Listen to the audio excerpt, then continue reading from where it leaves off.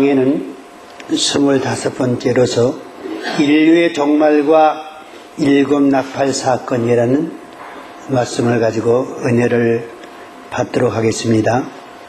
요한계시록 8장 1절에서 13절 말씀 봉독합니다. 일곱 째인을 떼실 때에 하늘이 반시 동안쯤 고요하더니 내가 보매 하나님 앞에 시위한 일곱 천사가 있어 일곱 나팔을 받았더라. 또 다른 천사가 와서 제단 곁에 서서 금향로를 가지고 많은 향을 받았으니 이는 모든 성도의 기도와 함께 천사의 손으로부터 하나님 앞으로 올라가는지라. 천사가 향로를 가지고 단위의 불을 담아다가 땅에 쏟으니 뇌성과 음성과 번개와 지진이 나더라. 일곱 나팔 가진 일곱 천사가 나팔을 불기를 예비하더라. 일곱 나팔 가진 일곱 천사가 나팔을 부니 피 섞인 우박과 불이 나서 땅에 쏟아지매 땅의 3분의 1이 타서 사이고 수목의 3분의 1도 타서 사이고 각종 푸른 풀도 나서 사이더라. 둘째 천사가 나팔을 부니 큰 산과 같은 것이 바다에 던지우매 바다의 3분의 1이 피가 되고 바다 가운데 생명 가진 피조물들의 3분의 1이 죽고 배들의 3분의 1이 깨어지더라. 셋째 천사가 나팔을 부니 햇불같이 타는 큰 별이 하늘에서 떨어져 강들의 3분의 1과 여러 물샘에 떨어지니 이들은 쑥이라. 물들의 이름은 쑥이라. 물들의 3분의 1이 쑥이 되매 그 물들이 쓰게 됨을 인하여 많은 사람이 죽더라. 넷째 천사가 나팔을 부니 해 3분의 1과 달 3분의 1과 별들의 3분의 1이 침을 받아 그 3분의 1이 어두워지니 낮 3분의 1은 비침이 없고 밤도 그러하더라. 내가 또 보고 들으니 공중에 날아가는 독소리가 큰 소리로 이르되 땅에 거하는 자들에게 화가 있으리로다. 이외에도 새 천사의 불나팔 소리를 인하미로다 하더라. 아멘. 요한계시록을 우리가 읽고 또 배우다 보게 되면은 거기서 어떠한 종말의 계시의 순서 같은 것을 우리가 장별로 이렇게 바라보게 되는데 4장에서는 종말 계시를 성취할 하나님의 보좌가 나오고 5장에서는 그 모든 종말의 심판을 담당하고 집행하실 어린 양 되신 예수님이 등장하고 6장에서는 종말 계시의 총론으로서 일곱인의 계시가 나옵니다. 일곱인의 계시로서 이제 종말 계시는 처음부터 끝까지 다 맞춰지게 되는데 이러한 계시가 심판이 언제 일어나게 되느냐에 대해서 이제 다섯째 인을 떼일 때에 하나님의 보좌 앞에 있는 그러한 순교자가 우리 핏값에 대한 신을 호소할 때에 잠깐 참으라 너희 동들도 너희들과 같이 이제 순교를 받아 그 수요가 차기까지 기다리라고 하는 명령을 받게 되는데 그 수요가 찾아 여섯째 이제 여섯째 인을 띄심으로써 인류의 마지막 그러한 심판이 일곱 대조 심판이 마감되는 것입니다. 7장에 와서 이러한 인류의 종말에 하나님의 계시를 집행하는 데 있어서 맨 먼저 이제 하나님의 종의 임하 인치는 사건으로서 두 증인을 등장시킴으로써 이러한 하나님의 심판 때에 하나님의 교회를 보호하는 하나님의 그 섭리가 나타나는 것입니다. 두 증인의 역사를 통해서 이제 각 나라와 족속과 백성과 방언 이것을 쉴 수 없는 많은 무리의 흰무리들을 끄집어내고 그들을 안전한 예비처에 보호하는 모습이 이제 7장에 나오고 이 8장에서는 그러면은 이러한 종말 계시의 환란이 종말의 계시에 나타난 환란이 어떤 순서로 이루어지느냐 하는 것에 대한 그러한 순서적인 계시가 8장에 나오는 것입니다. 그래서 요한계시록의 종말계시는 인의 역사로서는 7인으로서 나오지만은 그것은 이 총론적 계시로 보이는 것이고, 또 대접의 역사로서는 7 대접의 역사로 나오지만은 그것은 이제 마지막 심판 때의 7째 나팔에서의 하나님의 심판의 모습이고, 또 화로서는 세 화로서 나오지만은 이것은 7 나팔의 사건의 5째 나팔과 6째 나팔, 7째 나팔을 가리키는 그러한 계시지. 온 7할례에 있을 계시의 순서는 바로 8장에 있는 7 나팔 사건으로서 진행된다고 하는 사실을 알아야 됩니다. 7 나팔 사건, 7 나팔 사건이 정말 계시 핵심으로서 7환란 중에 일어날 순서와 또 그 나팔로 말미암은 이제 정말 계시의 그 재앙이 어떻게 임하는가에 대한 그러한 대체적인 계시를 보여주고 있다고 하는 사실입니다. 7 나팔 사건과 7환란의 관계를 잠깐 더 비로 살펴보겠습니다. 우리는 언제나 인류의 종말이라고 그럴 때는 7년 환란 기간을 우리가 생각해야 됩니다.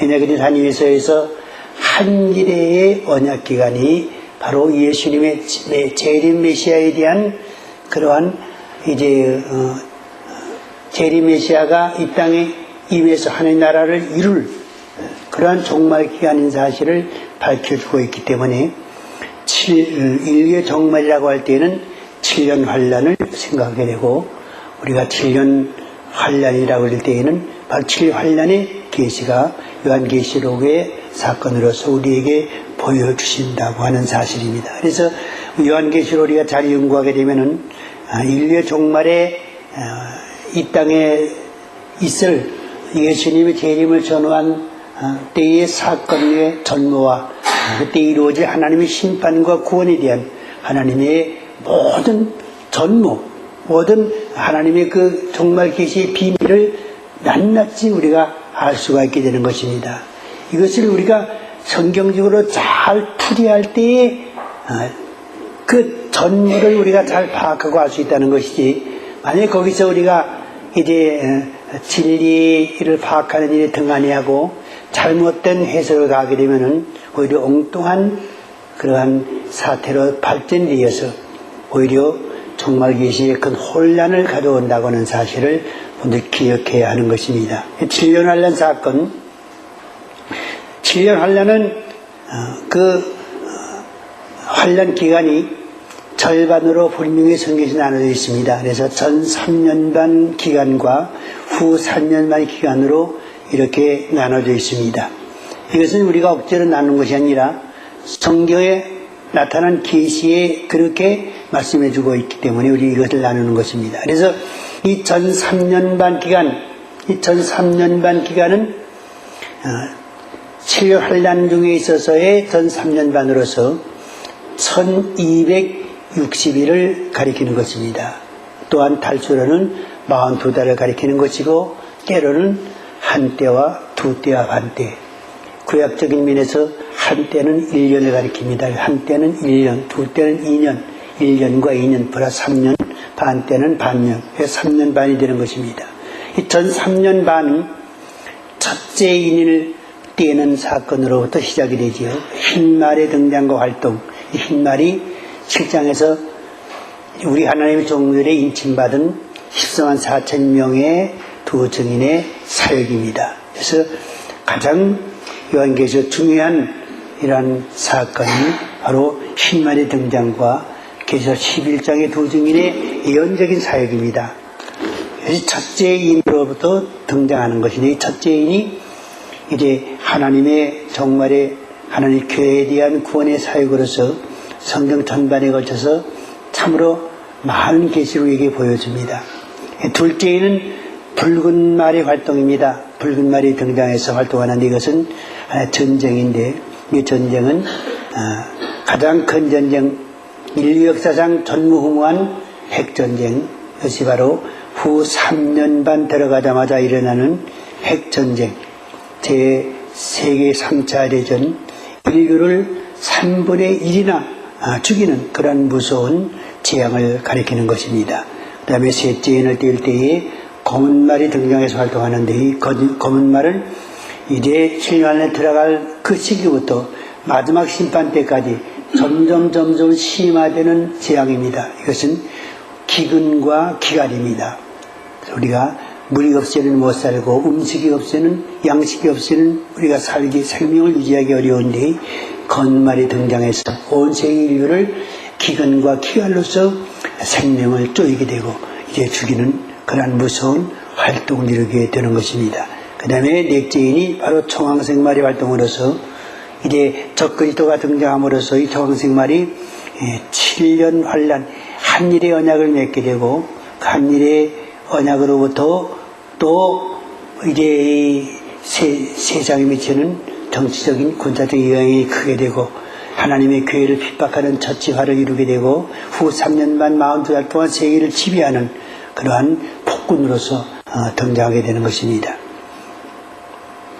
그 다음에 다섯째에는 순교성도의 간구가 나오지요. 근데 여섯째에는 일곱대도 심판이 등장합니다. 일곱째 심판은 일곱째 나팔로서 일곱대도 심판이 됩니다. 이거 셋째입니다. 그 다음에 첫째 나팔, 여섯째 인으로서 이제 인의 역사는 끝마칩니다. 일곱째 인을 뗄 때에는 일곱 나팔 사건의 전주곡으로서 첫째 나팔이 불게 되는 것입니다. 그래서 이것이 8장으로 들어가서 첫째 나팔이 나옵니다. 그래서 여기서 이제 다섯째 인은 순교성도의 이제 기도고 여섯째 인은 일곱째 대도 심판이다. 일곱째 심판은 예수님의 재림 때 이 땅에 내리는 마지막 재앙이지요. 이것이 나팔로는 일곱째 나팔에 속합니다. 이것이 일곱 대도 심판, 이거 셋째화입니다. 그래서 일곱째 나팔과 일곱 대도 심판과 여섯째 인과 셋째 화는 똑같은 종말적인 사건이다 하는 것을 우리는 알아야 됩니다. 그 다음에 일곱째 인을 뗄 때에 나팔을 불기 시작하는데 첫째 천사가 나팔을 붑니다.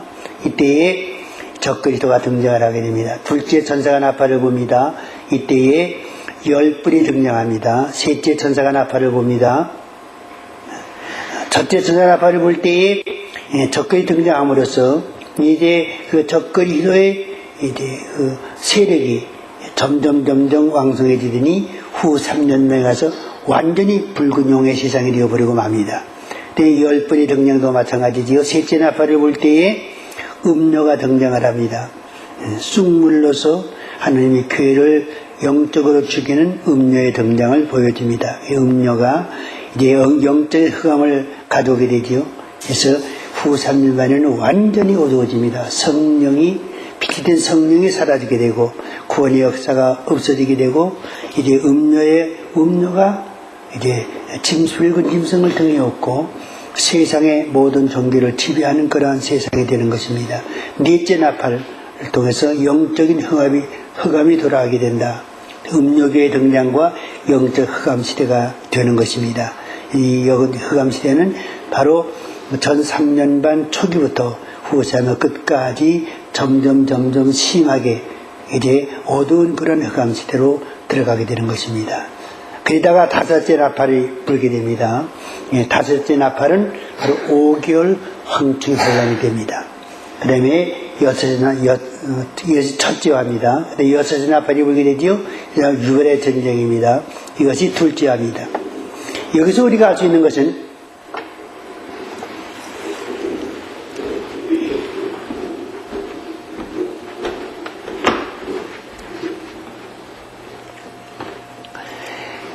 순서적으로 말이죠. 첫째 나팔을 불 때에 적그리 등장하고 둘째 나팔을 불 때에 열불이 등장합니다. 그래서 하나의 세계적인 하나의 연맹, 큰 연맹국을 이루게 됨으로써 이제 세계를 지배한 그런 이제 모양을 갖추는 것입니다. 그 다음에 이제 음료의 등장으로서 먼저 하나님의 영적으로 하나님의 교회를 타락시키게 됩니다. 종교적인 통일을 이루게 되는 것입니다. 그래서 이렇게 마귀는 붉은 용에 힘입어서 이렇게 어두운 세력은 넷째 나팔까지를 통해서 이제 그 어두움의 세력, 세계를 지배할 그런 적그리스도의 등장과 또 세계의 어두운 그러한 영적인 흑암 시대를 이룰 그러한 이제 존재가 등장하게 되는 것입니다. 그래서 여기서 본격적으로 이제 들어가게 되지요. 다섯째 인을 뗄 때에 다섯째 나팔을 불 때에 오교황충의 환란이 오게 되는 것입니다. 그래서 이 자들이 완전히 하나의 큰 세력화 돼가지고 세계를 지배할 단계에 이르게 됐을 때에 가 바로 전 3년간 마지막 시기가 되는 것이고, 그때 되게 되면은 전 세계에 미치는 영향이 이렇게 큰 것입니다. 그때 다섯째 나팔을 불 때에 하나님의 교회를 이제 핍박하는 첫째와 오개 황충의 환란이 있게 됩니다. 그 다음에 더 나아가서 여섯째 나팔을 불 때에는 후 3년이 넘어가서 이번에 전쟁이 야기되는 가운데 이제 둘째화가 이제 초래되는 것입니다. 일곱째 나팔을 불 때에 일곱째 심판으로서 여섯째 이제 나팔을 불 때에 일곱째 나팔을 불 때 일곱째 심판이 있게 되는데 여섯째 대도 심판 때 예수님이 재림하시게 되고, 마지막 일곱째 대도 심판 때에는 이 지구가 불로 멸절받는 인류 최후의 심판으로서 마감하게 되는 것입니다. 그래서 이 나팔 사건은 바로 환란의 순서를 이렇게 의미하는 것이라고 하는 것을 먼저 우리가 전제를 해서 이 사건을, 이 계시를 배워야 여기에 대한 이해심이 이제 가게 되는 것입니다. 그래서 우리가 이제 이 7년 환란의 도표를 이렇게 그려볼 때에 너무나도 명백한 7년 환란이 있을 모든 사건에 대한 명백한 이제 계시를 우리가 파악할 수가 있어요. 그래서 이제 계시 자체에는 복잡하게 전개되지만은 그 복잡한 계시가 복잡하게 끝나는 것이 아니라 이러한 순서에 의해서 하나의 종합적인 계시를 이루게 된다. 정말적으로는 이제 인류의 심판과 예수님의 재림으로써 이제 마감이 된다고 하는 사실을 우리가 알 수 있게 되는 것입니다. 나팔 사건만 해도 우리가 이렇게 순서대로 우리가 공부를 하게 되면은 이 나팔 사건에 대한 정확한 깨달음과 또 다른 사건과 연결되는 다섯째 나팔은 오기형증 환란이고 이건 첫째화다. 여섯째 나팔은 유월의 전쟁, 이건 둘째화다. 일곱째 나팔은 일곱 대전 심판, 이건 셋째화고 이것은 곧 여섯째 인이다. 하는 이러한 사건이 서로 맥으로 연결되어 가지고 연결된 이 사건만 우리가 성경에서 찾아가지고 제대로 우리가 이제 배워서 인식만 한다면은 요한계시록은 참 배우기 쉬운 계시가 하나님의 말씀이 되는 것이고, 너무나도 이해하기 쉽게 우리가 깨달을 수 있다고 하는 사실을 알게 되는 것입니다. 그래서 요한계시록은 바로 이러한 순서의 분포에 의해서 진행이 된다고 하는 사실을 우리가 알아야 되는 것입니다.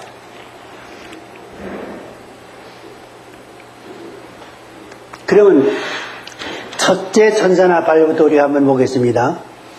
8장 7절에 오게 되면은 첫째 천사가 나팔을 부니 피 섞인 우박과 불이 나서 땅에 쏟아지며 땅의 3분의 1이 타서 사이고 수목의 3분의 1도 타서 사이고 각종 푸른 풀도 타서 사이더라 그랬습니다.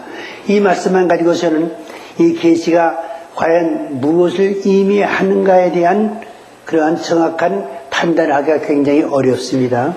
그러나 우리가 전체적인 계시를 우리가 살펴볼 때에 이 나팔 사건의 첫째 등장하는 바로 이 존재, 첫째 나팔을 불 때 일어나는 이 사건이 바로 7년 환란이 일어났을 때의 그 환란을 주장하고 환란의 재앙을 내리는 그러한 주인공이 등장이라는 사실을 우리가 알 수 있게 되는 것입니다.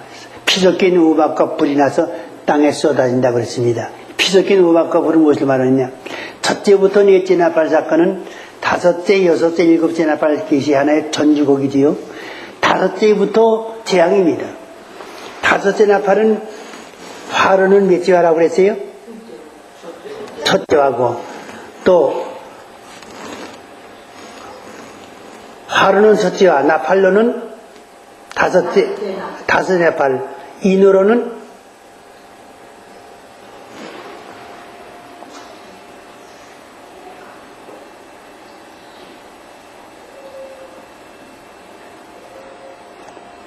첫째 인을 뗄 때에 흰 말이 등장하고, 넷째 인을 뗄 때에 붉은 말이 등장하고, 셋째 인을 뗄 때에 검은 말이 등장하고, 넷째 인을 뗄 때에 청색 말이 등장하게 되지요. 다섯째는 이제 순교자의 간구고, 여섯째는 이제 일곱 대의 심판에 대한 계시죠. 다섯째, 여섯째, 일곱째 나팔. 여섯째 나팔은 유라대 진정을 가리키는 둘째화지요. 일곱째 나팔은 셋째와 일곱 대의 심판을 가리키는 것입니다.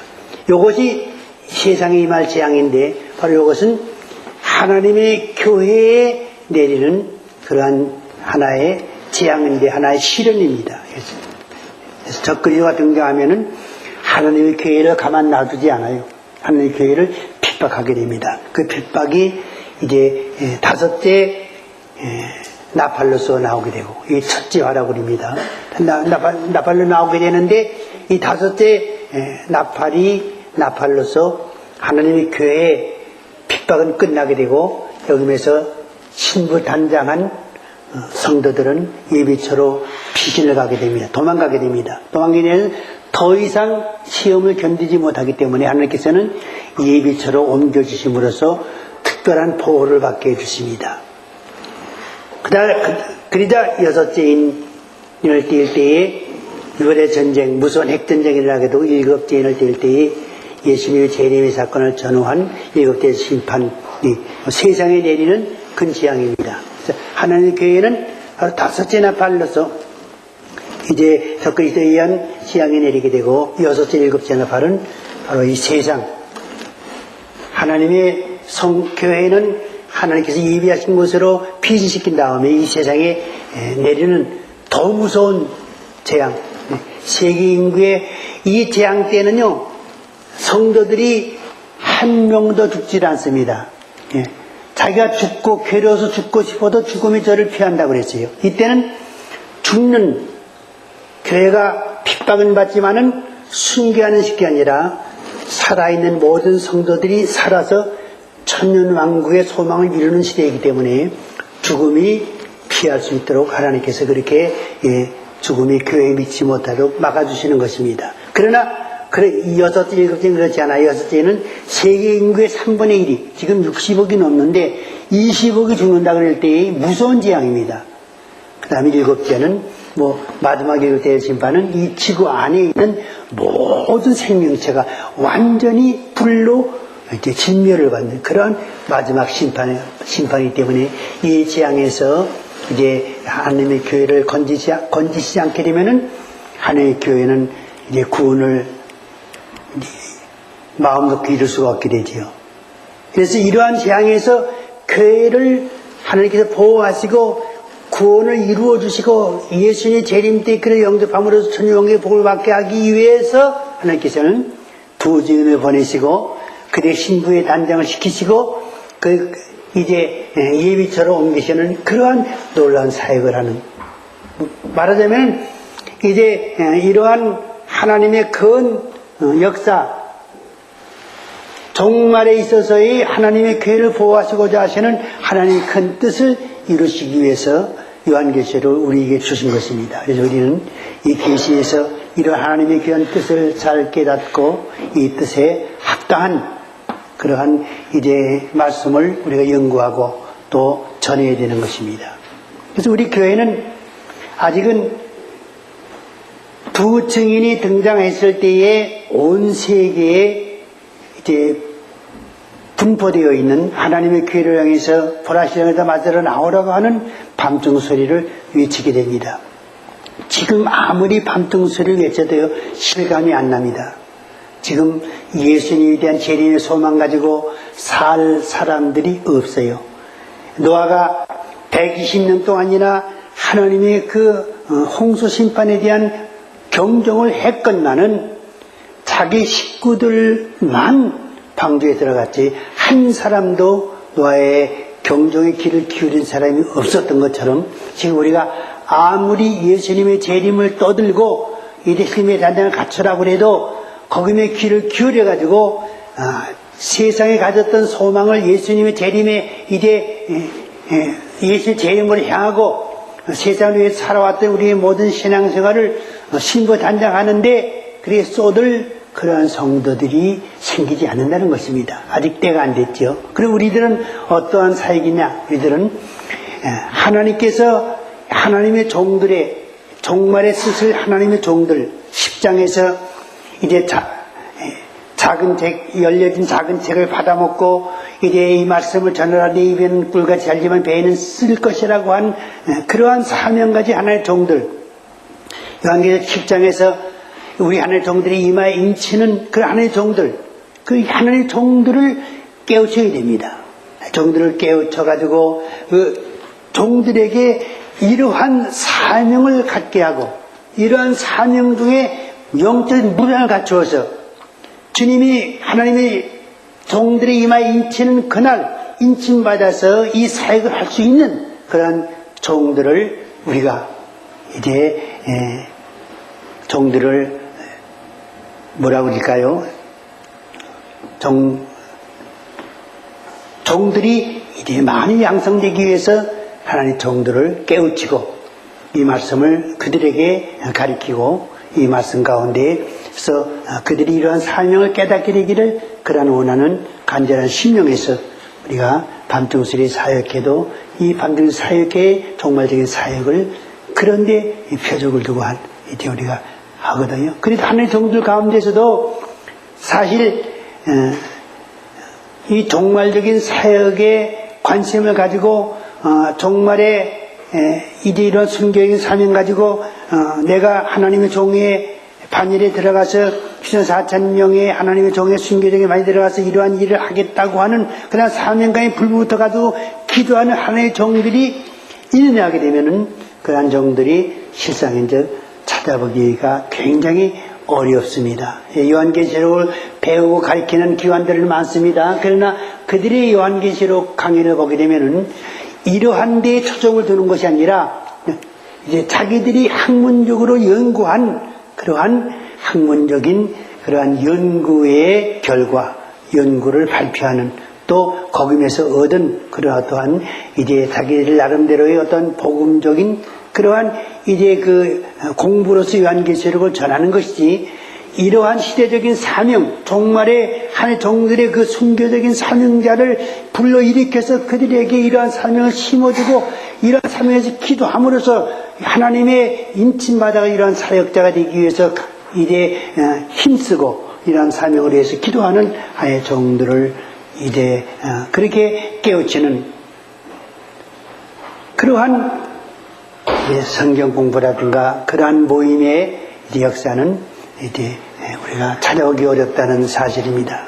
그래서 우리는 이러한 사명을 가지고 하나님의 종들을 깨우치는 일에 그래서 우리는 많은 그 하나님의 종들에게 이제 많은 종들을 감동하고 그들에게 이러한 사명을 주는 일에 전심전력해야 되겠지만은 이제 결실함은 그렇게 우리가 조급하게 기대할 수가 없는 것입니다. 우리가 하나님 주신 능력 가운데서 주 인도하심을 따라서 우리가 있는 힘을 다해서 우리가 이제 이러한 일에 헌신하게 되면은 하나님께서 이제 많은 그러한 동역자들 가운데서 이 말씀을 깨닫게 하시고 이러한 삶에서 기도하게 하시는 가운데 그 수혜가 채워지게 되면은 이제 하나님께서 한 일의 언약 기간 동안 종말적인 그러한 계시가 이루어질 때에 두 증인의 종말적인 사역을 이루므로써 하나님의 종말적인 구원의 역사를 이루게 되는 것입니다. 우박과 불은 세상에 가져올 거대한 혁명의 주체 세력으로 상징이 됩니다. 그래서 피섞인 우박과 불이 나서 땅에 쏟아진다고 할 때 이제 이것이 장차 이러한 이제 실존 인물이 이제 세상에 등장하게 되면은 그를 통해서 세상에 우박과 불이 나서 땅에 쏟아짐으로써 이 세상은 이제 심판의 그러한 피해를 보게 된다는 것을 의미하는 것입니다. 그러한 혁명세의 주체 세력으로서 이제 등장하고 하나님께서 인류의 종말의 세상을 멸망시킬 혁명 세력으로서 적그리스도를 사용하십니다. 네. 적그리스도라는 인물을 등장시키는 것입니다. 이 적그리스도는 언제 등장합니까? 적그리스도는 언제 등장하지요? 적그리스도의 등장 모습을 확실히 볼 수 있는 것은 한일의 언약을 맺을 때인데, 그 전에도 이 적그리스도가 열부를 형성하는 그러한 과정이 있습니다. 열부를 형성하는 과정이 있어서 이 적그리스도가 이제 실질적으로 등장해서 활동을 하게 됩니다. 그래서 적그리스도의 활동은 7년 환란 훨씬 이전에 이 세상에 등장해서 막 이제 활발하게 활동하는 거예요. 우리가 몰라서 그렇지. 그 적그리스도 정체가 이 저자가 적그리스도라는 성경의 증거를 우리가 이제 대지 못해서 그렇지. 그러나 적그리스도는 지금도 세상에 등장해 있는지도 모릅니다. 그래서 그 등장한 인물이 이제 유럽에서 열부를 통합하는 그런 과정을 통해서 이제 한일의 언약을 맺을 수 있는 그러한 인물이 지금 숨겨져 있는지, 지금 또 어떠한 이제 이름으로서 유명한 정치가로서 활동하고 있는지 우리는 그것은 알 수 없습니다만은, 여하튼 이 적그리스도가 활동하는 그 성경의 요한계시록에는, 다니엘서 요한계시록에는 그다가 한일의 언약을 이루는 곳만 나왔지, 이 적그리스도가 이루기 언제 전에 이 세상에 태어나서 어떤 활동을 한다는 사건의 사실에 대해서는 잠잠합니다. 그것은 우리가 적그리스도의 활동을, 한일의 언약을 이루는 데 있어서의 그 과정, 열부를 형성하는 그러한 과정에 있어서 우리가 성경적으로 살펴볼 때에 우리는 짐작할 수가 있습니다. 요한계시록을 아마 연구하고 공부한 사람들은 아마 우리가 지목해서 이제 그자가 누구인가에 대해서 짐작할 수가 있을 것입니다. 그자, 그 혁명 세력이 맨 먼저 등장합니다. 그리고 7환란은 먼저 적그리스도 등장으로 개막이 됩니다. 적그리스도 등장하지 않고는 종말 사건이 진행될 수가 없다. 적그리스도, 그 대적하는 자, 그래서 데살로니가후서 보니까는 먼저 누가 무슨 말을 해도 너는 절대로 동의하지 말라. 먼저 대적하는 자가 등장한다. 이 대적하는 자가 바로 적그리스도를 가리키는데, 대적하는 등장한다고 하는 것은 바로 등장하는 것이 한일의 언약의 성사로서 이자의 등장이 역사적으로 증명되거든요. 그래서 이자가 등장해서 한일의 언약을 맺지 않고서는 이 세상에 인류의 종말적인 사건은 없다는 것입니다. 예수님의 재림에 대한 사건은 우리가 이제 찾을 수 없다는 것입니다. 반드시 종말적인 계시에는 이자의 등장이 필수적이고, 이자가 등장해서 한일의 언약을 맺는 것으로부터 이제 인류의 종말에 들어간다고 하는 사실입니다. 그 다음에 첫째와 둘째 나팔은 한일의 언약 전에 분다.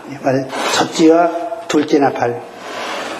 이제 좀 이따 볼 둘째 나팔은 한일의 언약 전 7년 환란 이전에 부는 나팔이에요.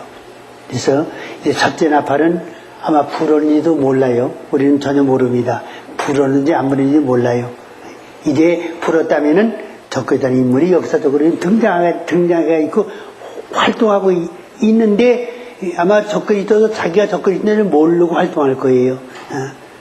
그러다 이제 정치적인 모든 여건이 이제 모든 그 종말적인 사건과 이제 밀접한 관계를 가지고 또 서로 연결이 될 때에, 그로부터 이제 사건이 복잡하게 번져지면서 열불이 합쳐지는 그런 역사가 이루어지는 것이고, 또 세계 전쟁의 이유 속에서 한일의 언약을 맺는 그런 사건을 통해서 7년 환란이 시작된다는 사실을 우리가 알아야 됩니다. 그러면 이자가 등장하면 장차 이런 재앙을 갖고 온다. 땅의 3분의 1은 전 세계적인 피해를 전쟁과 기근을 가리키는 것이고, 또 수목과 각종 푸른 불의 3분의 1은 전 세계적인 인명 피해를 가리키는 것이다. 전쟁과 기근과 짐승의 표로 이제 이 세상에 피해를 갖고 오는 그러한 이제 사건들을 의미하는 것이다. 그래서 첫째 나팔 사건은 이렇게 우리가 해석해 봅니다. 그 다음에 둘째 천사의 나팔 사건입니다. 8절과 9절 말씀 보게 되면 둘째 천사가 나팔을 부니 불이 붙는 큰 산과 같은 것이 바다에 던지우매 바다의 3분의 1이 피가 되고 바다 가운데 생명 가진 피조물의 3분의 1이 죽고 배들의 3분의 1이 깨어지더라. 불이 붙는 큰 산과 같은 것이 바다에 던지운다고 그랬습니다. 첫째 천사의 나팔에는 이 둘째 천사의 나팔과는 약간 차이점이 있습니다. 피 섞인 우박과 불이라고 그랬는데 여기는 불 붙는 큰 산과 같은 것이 바다에 던지운다고 그랬습니다. 첫째, 넷째 나팔 사건은, 셋째 나팔 사건은 다섯째, 여섯째, 일곱째 나팔 계시의 전주곡이다. 아까와 마찬가지입니다. 종말엔 적그리스도를 도와줄 배후 세력으로 열불이 등장합니다. 지금 다니엘서에도 나오고 또 요한계시록에 나옵니다. 열불, 열왕이 서로 하나가 되어서 이제 짐승 적그리스도를 자기들의 왕으로 모시게 됩니다. 그래가지고 이 짐승의 절대적인 순종을 통해서 짐승의 세계를 지배하고 또 세계 인류에 짐승의 표를 주는 일에 적극 가담하며 하나님을 대적하고 하나님의 교회를 대적하는 일에 이제 하나의 배의 세력으로서 열불이 반드시 등장해야 됩니다. 그래서 이 짐승이란 적그리스도는 열불의 등장, 즉 이제 유럽 지역에서 일어나는 열 나라의 하나의 연합체라고 보면 틀림없습니다. 강력한 그러한 나라의 연합국가가 등장하게 되는 것입니다. 계시록 17장 보시면은 네가 보던 열불은 열왕이니 아직 나라를 얻지 못하였으나 다만 짐승으로 더불어 임금처럼 권세를 일시 동안 받으리라. 저희가 한 뜻을 가지고 자기의 능력과 권세를 짐승에게 주더라 그랬습니다. 그러면 이들 열불은 세상 끝날까지 짐승과 권세를 누리다가 아마겟돈에 재림하시는 주님에 의해서 생포되어서 둘째 사망에 들어가게 된다고 그랬습니다. 이 불붙는 큰 산이 등장하면 이자로 말미암아 세계는 초토하게 됩니다. 이들의 실상을 보여주고 있습니다. 그래서 이제 이들이 7년 환란 전에 짐승에 의해서 하나의 연맹 국가를 이름으로써 8째 왕으로서 등장하게 되는데 이제 이들이 세계적인 전쟁에 있어서 그 열 나라가 그들의 왕인 짐승의 지시에서 움직이게 되는 것입니다.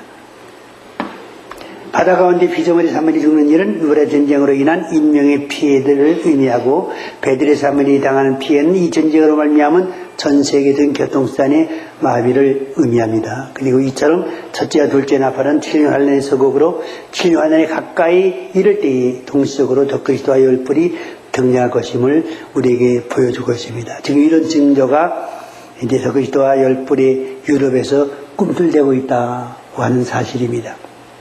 적어도 이 열불이 하나의 강력한 연합국가가 되어서 거기에 하나의 짐승이라는 적그리스도라고 하는 강력한 리더십에 의해서 그것이 세계에 도전하고 세계를 지배하려면은 하루 이틀이 되는 것이 아닙니다. 어떠한 많은 과정을 통해서 물론 최후적으로는 사탄의 능력과 보좌와 권세를 가지고 짐승이 이 일을 이루게 되겠지만은 그러나 그러한 과정을 이룰 때까지는 여러 가지 복잡한 일이 많이 개입하게 되는 것입니다. 지금 이제 이 열불이 어디서 등장하느냐는 문제는 우리가 매우 중요한 일인데 그것이 우리는 성경적으로 볼 때에 유럽이 이제 가장 성경적인 지역이다. 왜 그러냐? 그것이 다니엘서 2장에 느부갓네살 왕이 꾼 꿈속의 신상이 바로 위에는 머리는 바벨론이요 이제 가슴과 배는 메디바사요 또 배와 넓적다리는 헬라요, 종아리는 로마, 그리고 마지막 이제 열 발가락 발 시대는 그런 이제 마지막 이제 열왕의 시대라고 이렇게 말씀해 주고 있습니다. 이를 볼 때 바벨론도 그렇고 지금 그 바벨론 지역 또 이제 그 유럽 지역과 중동 지역은 지금은 유럽과 중동이라고 하는 명백한 그러한 지도적인 구역이 구분되어 있지만은 그 당시 이제 로마의 전성기에 있어서는 로마가 전부 그 지역을 지배했었습니다. 애굽까지 지배했었고, 이제 터키까지 지배했었고, 이제 예루살렘까지 지배했었고, 그래서 그러한 유럽과 중동이라고 하는 그런 지역적인 구별이 없었어요. 다 로마 땅이었습니다. 로마 땅은 무조건 유럽으로 그렇게 치부를 했습니다. 그렇기 때문에 바로 그 예루살렘을 지배했던 모든 나라, 또 이 세계를 지배한 모든 열왕의 열국들이, 제국들이 전부 바벨론을 또 로마를 중심으로 한 그러한 유럽 지역이었다는 것을 우리가 생각할 때에 맨 밑바닥에 인류의 마지막에 이제 세워져서 우리 하나님께서 이제 사람의 손으로 뜨이지 아니한 돌이 그 신상을 쳐서 무너뜨릴 때에 이 지구가 완전히 하나님의 심판으로 이제 불의 소멸을 받게 되는데, 그리고 이 땅에는 새로운 나라,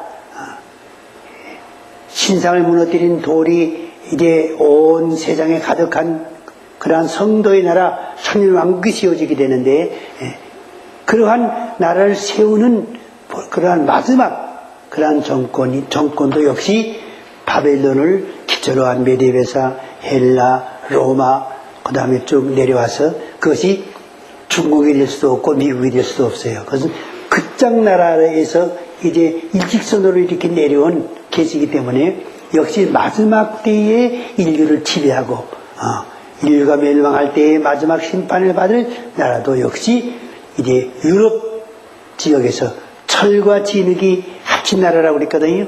이 철은 철 종아리인 로마를 가리키는 것이고, 옛날에 그 로마의 판도에서 일어나는 그러한 나라 중에 열불이, 거기서 열불이 형성되는 것입니다. 그 열불이 형성되기 위해서는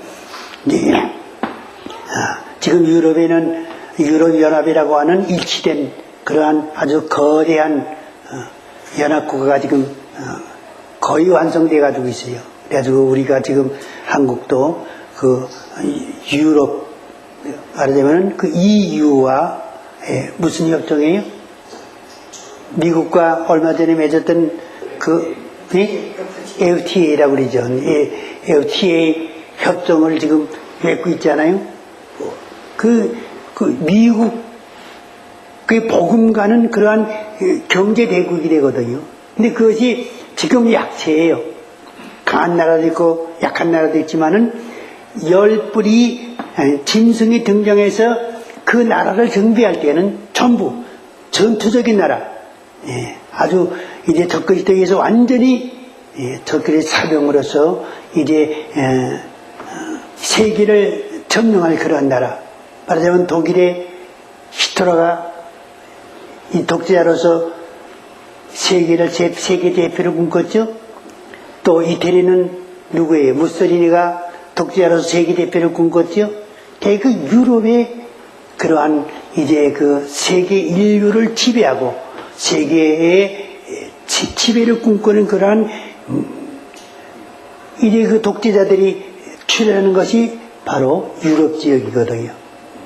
그래서 그들이 그러한 나라가 무솔리니나 히틀러에 의해서 지배받기 전에 그들의 나라는 매우 민주적이었고 또 종교적이었긴 그런 나라였지만은 그들이 출현해가지고 이제 그들의 능숙한 웅변을 가지고 이제 국민의 마음을 사로잡을 때에 그 국민들이 일시에 마귀화됐어요. 완전히 세뇌당해가지고 이제 무솔리니 히틀러 만세를 불렀고 히틀러가 죽으라면 죽고 이게 그러한 돌격들을 만들어서 이게 그 얼마나 그 무서운 세계 인류에게 공포감을 주었던 것입니까? 마지막 때에 이 짐승, 붉은 용의 마귀로부터 보좌와 능력과 권세를 받은 짐승에 의해서 이제 일치 단결해가지고 이제 그 자리에 의해서 이제 일사불란하게 움직일 때에 지금 그들이 갖고 있는 민주주의는 하나의 허수아비로서 넘어질 수밖에 없어요. 그래서 이러한 짐승에 의해서 움직여진다. 지금 북한이 아무리 이제 그 민주 세력이 있다 한들 김정일이 통치하에서 벗어날 수가 없는 거예요. 꼼짝할 수 없는 거예요. 마찬가지로 이 짐승이라고 하는 그러한 이제 어떠한 세계적인 위대한 정치가 등장을 해서 이제 그들을 지배할 때에 그 지배에서 벗어날 길이 없게 되고 옛날에 히틀러의 통치하에 있었던 독일 국민처럼 그 열불이 완전히 짐승의 사병화가 돼가지고 이제 세계 지배하는 데 있어서 천중구실하게 된다. 역사적으로 증거가 된 사실이거든요. 지금 이러한 이유의 움직임이 열불을 형성하는 하나의 정지 자극으로서 우리가 유럽에서 꿈틀대고 있다고 하는 사실을 알게 되기 때문에 우리는 그 유럽의 경제적인, 정치적인, 군사적인 움직임에 대해서 민감한 그러한 이제 생각을 가지고 이제 깊이 살펴볼 수 있어야 하는 것입니다. 반드시 열불은 그 과정에서 나오게 되어 있습니다. 셋째 선사 나팔은 10절에서 11절 마지막에 셋째 선사가 나팔을 보니 햇불같이 타는 큰 별이 하늘에서 떨어져 강들의 3분의 1과 여러 물샘에 떨어지니 이 별의 이름은 쑥이라 물들의 3분의 1이 쑥이 되매 그 물들이 쓰게 됨으로 인해서 많은 사람이 죽더라. 그래서 햇불같이 가는 큰 별이 하늘에서 떨어지는데 그 떨어진 별이 누구냐 그 정체가 있습니다. 근데 별 이름은 쑥이라고 했어요. 쑥은 이것은 참 생명을 죽이는 쑥물을 가리키는 것에서 음행의 포도주를 상징하는 말입니다. 햇볕에 타는 큰 별이 강과 물심에 떨어진다고 그랬죠. 종교적으로 인류를 미혹할 영적 세력인 음료로서 이 음료 세력이 교회를 타락시키며 적그리스도를 신으로 경배하게 하는 것입니다. 그러면 이 햇불같이 사는 별 이름은 사탄이 보낸 쑥인데 이 쑥물이 교회에 침투해서 복음을 변질시켜 교회로 영적으로 타락시키고 영적인 흑암을 가져오게 되는 것입니다. 이 쑥물은 적그리스도를 세상의 메시아로 영접케 하는 음행의 포도주로서 이 음행의 포도주가 배도 세력인 음료를 등장하게 하며 세속화된 교회가 이를 주도해서 용을 신으로 숭상하는 근성 바빌론 사회를 형성합니다. 붉은 용을, 사탄을 하나님으로 숭상하는 바빌론이 이루게 되죠. 요즘 신문이 난 거 보니까는 신천지 교회에 대해서 나왔고 MBC 뉴스에도 나올 모양인데 이 신천지라고 하는 것이 이만이라고 하는 사람이 교주입니다. 이만이라는 교주인데 소위 무료 성경학원으로서 유명하지요.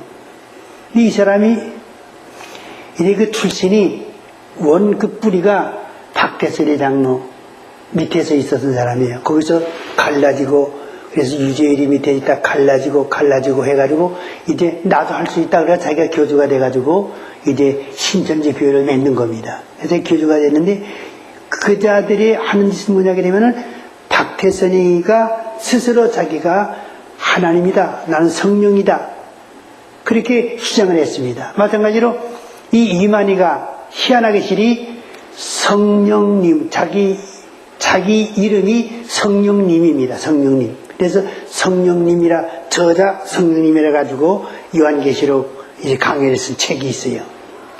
자기를 뚜렷하게 실의 성령이라 그러면은 삼위일체는 삼위 하나님을 가리키는 거예요. 이게 자기 하나님이라 그거예요. 근데 희한하게도 그 교회에 목사들도 몰려들고 전도사도 몰려들고 신학생들도 몰려들고 은혜 받았다고 하는 교회 장로나 집사나 권사들이 말도 없이 많이 모여들어서 그 교회에 소속하게 된다는 것입니다. 우리 교회 한번 한 3, 4년 전에 얼마 동안 나오셨던 그 김종환 목사님 있지요. 그분 이제 누님과 그분 내용이 신앙이 굉장히 좋았던 사람이에요.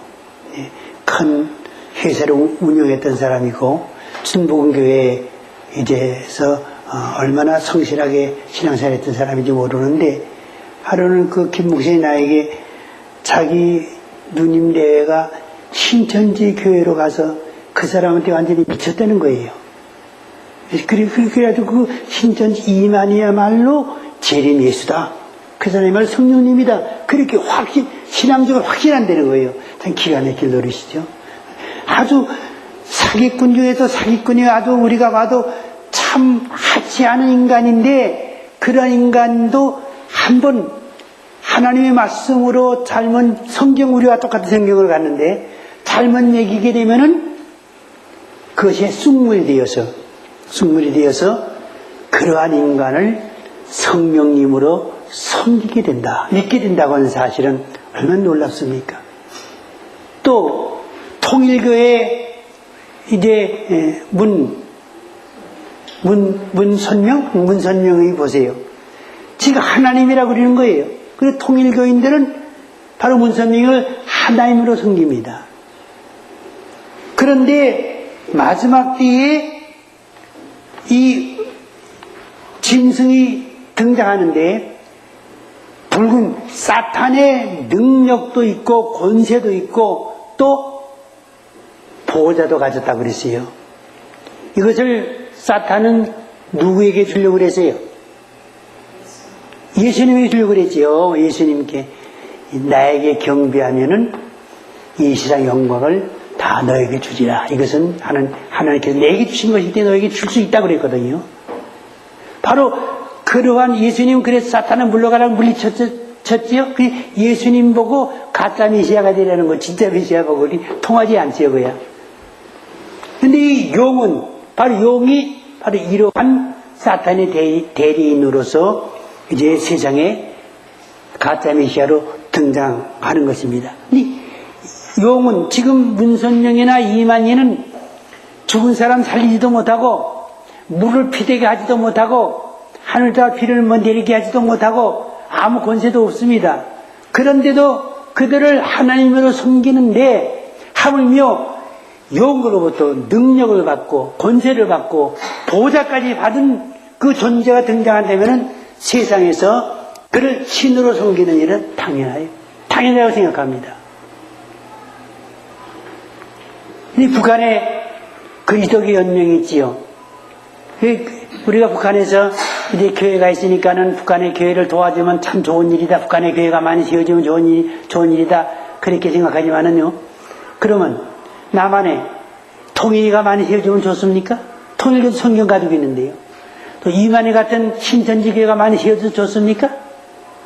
그것은 안 세워지는 것만도 못한 거예요. 네. 그것은 왜냐하면 믿는 사람까지 미혹을 해서 전부 사탄의 자식을 만들기 때문에 안 세워주게 되면 다 사탄의 자식은 사탄의 자식이 되는 건데 믿는 하나님의 자녀까지도 미혹하기 때문에 더 무서운 일이거든요. 북한에 예수 믿는 사람은 무조건 잡아들여서 죽입니다. 북한 사회에서는. 그런데 그러면 봉수교회나 칠곡교회 가서 진짜 예수 믿는 사람이 말이죠. 예배 시간에 찬송을 그냥 막 힘차게 우리 교회처럼 춤추면서 부르고 말이죠. 하나님 말씀을 들을 때 아멘 할렐루야 외치고 그리고 혼자 하나님께 통성기도하고 그러면 그 사람이 살아남겠어요? 교회에 나갈 때 그 사람은 귀신덩어리에 잡혀가는 거예요. 그게 교회입니까 그러면? 북한의 교회는 공산주의 산하의 하나의 기관입니다. 교회가 아니에요. 하나의 그 주체 사상교. 아마 교회에 나간다면은 김일성이 우상 앞에 가서 절대 경배하지 말아야 되겠지요? 그런데 그들은 아마 매일이라도 김일성 동상 앞에 가서 경배하는 사람들이에요. 네. 신앙의 절개도 없고 아무것도 없는 사람이에요. 우리는 그러한 미혹에 넘어가면 안 되는데 인류의 마지막 때에 이 땅에 마귀로부터 보냄받은 이 쑥물이라고 하는 쑥이라고 하는 그러한 이제 하늘의 큰 별이 땅에 떨어지면은 바로 이 세상 교회가 완전히 쑥물에 취하게 돼가지고 이 붉은 용의 권세를 가지고 등장하는 짐승을 하나님으로 섬기게 된다고 하는 것은 놀라운 일이 아니에요. 이 음료교회와 싸운 교회가 첫대교회예요. 싸우는 성도가 바로 신부에 단장한 성도예요. 그러한 교회를 만들고 그러한 성도를 만드는 것이 바로 두 증인의 종말적인 사역이고, 그러한 사역을 이루기 위해서 우리가 활동을 해야 돼요. 우리가 그 사명을 이루어야 되는 것입니다. 시간이 됐기 때문에 간단히 결론적으로 마칩니다. 넷째 선사가 나팔을 분다고 그랬지요? 해 3분의 1과 달 3분의 1과 별들의 3분의 1이 어두워지니 낮 3분의 1은 비침이었고 밤도 그러하더라 그랬습니다. 여기서 해, 달, 별들의 3분의 1 침을 받았는데 이것은 바로 흑암의 권세에 침을 받았다. 쑥물에 물들었다는 것입니다. 여기서 쑥물로 인한 피해를 교회적 입장에서 보여주고 있죠. 그래서 이 쑥물로 인해서 하나님의 교회가 음료화되는 거예요. 음료화됐다는 것은 짐승을 하나님으로 섬기는 그러한 사이비 교회가 됐다는 겁니다. 말하자면 지금 북한에 있는 교회 모양이 바로 하나의 표본이 되겠지요. 이 쑥물로 인한 1차적인 피해자로 해가 등장하는데 이 해는 하나님의 교회입니다. 다른 해의 정인을 가리키는 것으로 성도를 상징합니다. 그 다음에 별들은 죄의 종들로 쑥물의 1차적인 공격 대상은 하나님의 종들입니다. 이들이 침을 받는 것은 영적인 피해로 영적 생명을 죽이는 것을 의미합니다. 그래서 먼저 하나님의 종들을 타락시킵니다. 통일교회에서 하나님의 종들을 타락시키기 위해서 지금은 그런 전술을 쓰는지 안 쓰는지 잘 모릅니다만은 한 15년 전만 해도 우리 교회도 여러 번 초청장이 왔어요. 세계 관광시켜준다. 이제 인류 호텔에서 이제 재워준다. 그러한 유혹의 손길이 옵니다. 그러면 촌에서 이제 돈이 없는 교회에서 한 번도 해외여행 가보지 못한 목사님들 춤을 꿀꺽 생깁니다. 앞뒤 생각하지 않고 자매에다가 미국 가서 그들의 손길이 아니면 한 발짝도 옮길 수 없는 그러한 무일전한 그런 목사님들은 그 통일교회에서 하는 걸 알면서도 쫓아갈 수밖에 없고 다 비디오에 심고 이래 그들 협박에 의해서 통일교회 쑥 노릇을 할 수밖에 없는 그런 자리에 이르게 되는 겁니다. 해달의 매섬에 어두워진다. 낮과 밤도 똑같이 어두워진다고 그랬습니다. 낮이 어두워졌다는 말은 흑암의 권세가 하나님의 교회를 지배하게 됨으로써 복음의 빛을 발산하지 못하게 되었다는 것이고 세상 교회가 쑥물을 받아들인 결과로 이렇게 어두워진 것입니다. 밤이라는 이 세상을 말하는데 복음의 빛을 받지 못한 이 세상 역시 빛은 찾아볼 수 없고 세상은 영적 흑암으로 점점 어두워지는 상태를 가리킵니다. 이렇게 완전히 어두워진 이 상태에서 하나님의 교회가 이제 영적으로 전부 침투합니다. 그래서 이제 거기에 침투당하지 않는 신부들과 두 증인의 역사가 한참 강하게 나타납니다. 그 두 증인의 사역에 의해서 이제 초대교회를 형성하면서 하나님의 교회에서 부르십니다. 그래서 그를 핍박하는 적재화가 하나님의 교회에 최후적으로 내려지게 되는 것입니다.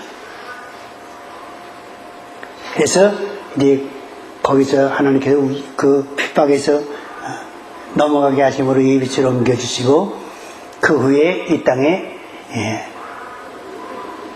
몇째 나팔입니까? 여섯째 나팔인 이번의 전쟁이 발발됨으로써 세상에 대한 하나님의 심판이 시작된다고 하는 사실을 보여주는 것입니다. 이제 우리는 8째 8장에서 넷째 나팔까지의 나팔을 부는 일을 등장을 통해서 환란 세력이 이렇게 등장함으로써 하나님이 영적으로 어두워지게 되고 첫째 핍박이 이루어지게 됨으로써 그 다음부터 이제 그들로 말미암아 이 땅에 임하는 무서운 재앙, 6째 나팔과 7째 나팔이 임한다고 하는 사실에 대해서 우리가 알 수 있게 됩니다. 이러한 시점에서 우리가 첫째, 둘째 나팔이 언제 불지 알지 못하는 그러한 시대에 우리는 살아가고 있습니다. 우리는 경성하고 주의 재림을 소망으로 삼고 영적으로 무장해서 우리가 신부의 단장 갖추는 그런 시기에 살고 있는데, 이제 예수님께서 인자가 올 때 이스라엘 믿음을 보겠느냐, 인자의 때는 노아의 때와 같다고 하신 말씀대로 참으로 안타까운 그러한 상황에 교회가 놓여져 있고, 교회는 점점 흑암 중에 빠져들어가고 있습니다. 우리는 정신을 차리고 흑암 중에서 빛을 발한 첫대 교회로서의 삶을 감당하고, 우리 교회에 그래도 이러한 사명 주신 이 사실에 대해서 우리가 하나님께 감사하면서 이 사명을 우리가 이루길 바라시 하나님의 귀한 뜻을 따라 우리가 이룰 수 있는 그런 믿음의 자세를 가지고 우리가 기도하고 역사하는 우리 신세계가 될 수 있기를 바랍니다. 아멘. 기도합니다. 하나님 감사합니다. 이 시간에 하나님께서 저희